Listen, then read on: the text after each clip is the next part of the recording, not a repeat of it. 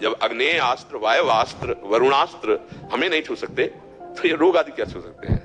ना कभी उदास हुए जीवन में प्रभु की कृपा से, और ना अभी उदास है और ना आगे उदास होना है। दिल देकर दिल की सुख दुख की बातें किस मुख से कहिए, दिल तो दिलवर को दे दिया, प्रियालाल को दे दिया। अब क्या सच्ची मानना, वो भले कांख रहे हो, भले पीड़ा में हो, पर उस समय भी परमानंद भगवान की स्फूर्ति हो रही होती है। उसी समय वो एक ऐसी जगह शीतलता में बैठे हैं जहां कोई भी दुख स्पर्श नहीं कर सकता। अगर प्रारब्ध बचा तो फिर अगला जन्म होगा। पुनीत सिंह जी, श्री हरिवंश गुरुदेव आपके चरणों में कोटि कोटि प्रणाम। राधा वल्लभ श्री हरिवंश। महाराज जी, अधिकतर संत महात्माओं को जीवन में बुरे प्रारब्ध को ही काटते देखा गया है। क्या उनका कोई अच्छा प्रारब्ध नहीं होता या उसकी कोई चर्चा नहीं होती? सांप की केचुल की क्या चर्चा, सांप की केचुल की क्या चर्चा, समझ रहे ना। संतों का शरीर सांप की केचुल की तरह त्याज्य हो जाता है। उनको जो मिला वो ब्रह्मा को भी नहीं मिला है। ये बाहरी शरीर है, ढांचा है, पंच भौतिक मायाकृत, इसका नाश होगा ही, किसी का हो। उनका आखिरी जन्म है, जो प्रारब्ध भोग है उसे हंसते हुए काट लेते हैं। उनको जो हमें शरीर मिला, तुम देख पा रहे हो, हमारे ढांचे को देख रहे हो कि किडनी फेल है, लेकिन हमको जो प्रियाजू की कृपा से शरीर मिला है तुम देख पा रहे हो।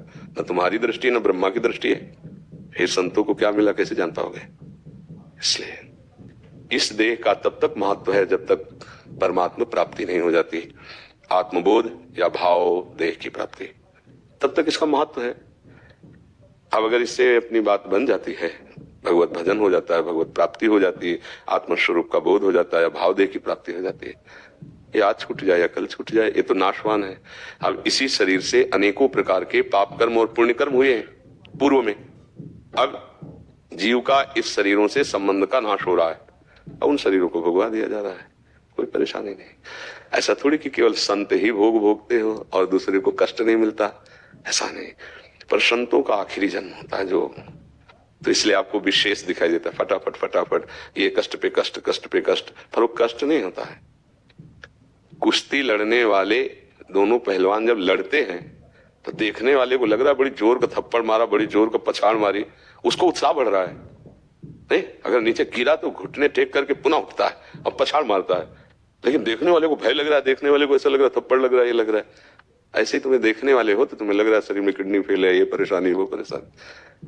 परेशानी होने पर तुमसे संभाषण करेंगे, भागवती को उत्तर देंगे। भगवान प्रारब्ध भी भोगवा रहे हैं और कृपा भी कर रहे हैं। रामकृष्ण परमहंस जी के गले में कैंसर था, डॉक्टरों ने कहा कि आप संभाषण नहीं करेंगे, सत्संग नहीं करेंगे, अपनी डॉक्टरी अपने पास रखो, हमारी श्वास जब तक है तब तक हम सत्संग करेंगे। सत्संग, हमारा जीवन कोई प्राकृतिक विधान से थोड़ी चल रहा है, भागवतिक विधान से चल रहा है। हाँ, प्रकृति के नेत्रों से देखोगे तो प्राकृतिक है, भागवतिक नेत्रों से देखोगे तो भागवतिक है। संतों को कष्ट शब्द से संबंध नहीं होता। हाँ, कष्ट शब्द से संबंध सांसारिक पुरुष को होता है। उसको थोड़ी अनुकूलता मिली, हर्षित हो गया, प्रतिकूलता मिली, शोकित हो गया। और संत सुख दुखे समय कृत्वा लाभा लाभो जया जयो, जय पराजय में, लाभ हानि में, सुख दुख में समान भाव। कोई प्रभाव न सुख का, न दुख का, न लाभ का, न हानि का। हाँ, अब सर्दी है तो शरीर में सर्दी लग रही है, पर उसकी व्यथा नहीं है। व्यथा होना और सर्दी लगना दोनों अलग अलग बात है। थप्पड़ मारेगा कोई, आवाज है कि थप्पड़ लगा, पर उसकी व्यथा नहीं है। कोई गला काट देगा, आवाज बंद हो जाएगी, लेकिन मुझे छू नहीं सकता, हमारे स्वरूप को छू नहीं सकता। नैनम छिन्दन्ति शस्त्राणि नैनम दहति पावका न चैनम क्लेदयन्त्यापो न शोषयति मारुता। फिर ये क्या, रोग आदि कैसे छू सकते हैं। जब अग्नेय अस्त्र, वायवास्त्र, वरुणास्त्र हमें नहीं छू सकते तो ये रोग आदि क्या छू सकते हैं। मकान में जाला लगा है, पड़ा रहे, छिपकली भी टहलती रहे, क्या फर्क पड़ता है। तो ऐसे ही रोग है, ये जाले हैं, इधर उधर पड़े, क्या फर्क पड़ता है। अब ये क्षमता बिना प्रभु के आ जाएगी क्या। अभी आपको बता दिया आपकी किडनी फेल होने वाली है, फिर आपसे बात की जाए, कैसा आपका उत्तर रहेगा देख लो। और चेहरा पहले फोटो खिंचवा लो पहले की, और फिर डॉक्टर जब बता दे कि आपकी किडनी फेल है तब फोटो खिंचवा लेना ना। हाँ, ऐसे ही संसारी पुरुष का स्वभाव और प्रभाव होता है, और भागवतिक पुरुष का ऐसा स्वभाव प्रभाव होता है, ना कभी उदास हुए जीवन में प्रभु की कृपा से, और ना अभी उदास है और ना आगे उदास होना है। क्योंकि जिसके लिए दास बने थे उसने उदासी खत्म कर दी। बात समझ ली, समझ पा रहे हो ना। हाँ, इस कपड़े के फट जाने के पहले यदि बढ़िया रेशमी कपड़ा मिल गया हो, इसका कोई महत्व रहेगा क्या। भैया ये फटे दो, हमारे पास तो है ही है ना, और जिसके पास ये ही है और उसकी खरोच लगेगी तो परेशान हो जाएगा। अर्थात ये पांच भौतिक देह में ममता आसक्ति किए हो, अब इसमें खबर आ जाए कि कैंसर हो गया, असाध्य रोग किडनी हो गई, अब आपका दिल फेल होने वाला है, फिर दिल से पूछो कि अब क्या हो रहा है। यहाँ तो फेल ही है, सूचना की थोड़ी बात है। और पूछो दिल से पूछो तो दिल ही नहीं है, दिल तो दिलवर ने चुरा लिया।